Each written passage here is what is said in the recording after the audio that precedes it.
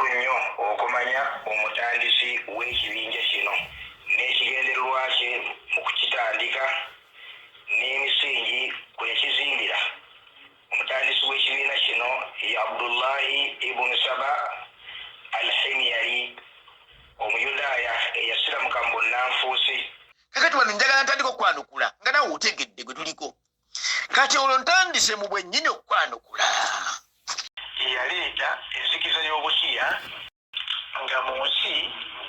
tawangaalanga tabanga nayo.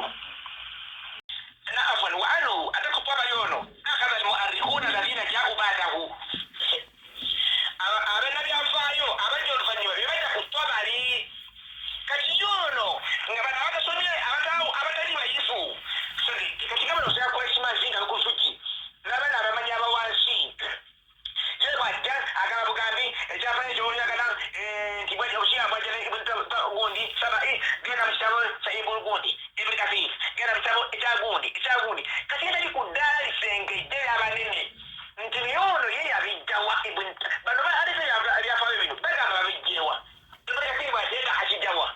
ate gundi abeekino kijjawa ti ku tobali buli omu yenna akiza ku tobali yabijjawa agamba nti yabijja ku Umar ibn Saifi Umar ibn Saifi mu ilmu rijal musala mu hadisi baamugaana abamanyi b'obusunni abanene bazahabi banasai baani bonna bagamba nti omusajja wa bigambo munafuusi segede asala ebigambo ku nabbi amanyi okuyiiya amannya n'agateeka nti amanya naga nti abaswaba ngati baswaba tebawangala tebabeeranga nayo tebabeeranga nayo ekitabo kino kasira kwerabira bakiyita aswahihu emisirati nabbi ebituufu mu ssira lya nabbi segede byafaayo bya nabbi kya allama serimutawa yawandiika nannyonnyola omusajja ono nga tewabangayo omuntu gwe bayita Abdullahi ibn Sabai wabula bano ono Umar ibn Sabai mani Abdullahi ibn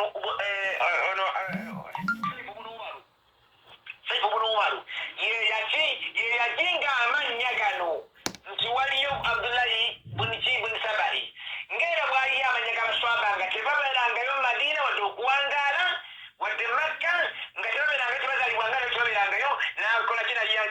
ebigambo ku nabbi nazikola nga hadisi nti zo nabbi yazoogera nga zibakwata baswaba so ng'okwetegereza okugenda byafaayo byonna byafaayo byonna by'obusunni n'obusiya nga teri agamba baswaba ono baleese ono Saifu ibn Umaru nti bali owangadde nti bye balina okubeerayo baswaba 105 sogedde si 105 kyokka basukka n'okusukka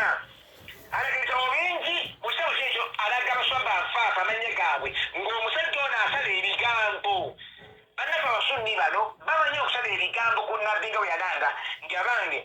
abantu basalako ebigambo bajja kubisalako te nga nfudde kijja kuyikirira abalala okukwatibwa nsonyi asalako ebigambo nga galeetegeka ekifo kye mu jahannama wanawuzubilla abantu bano twahusunni bwatu wagamba dokita ono ku peegi 32 ekisinga obukulu wano mu nsonga enkulu ennyo ku kyafaayo kino ekya Ibn Saba kye abamu abawalana abashiya bayagala okubeera nga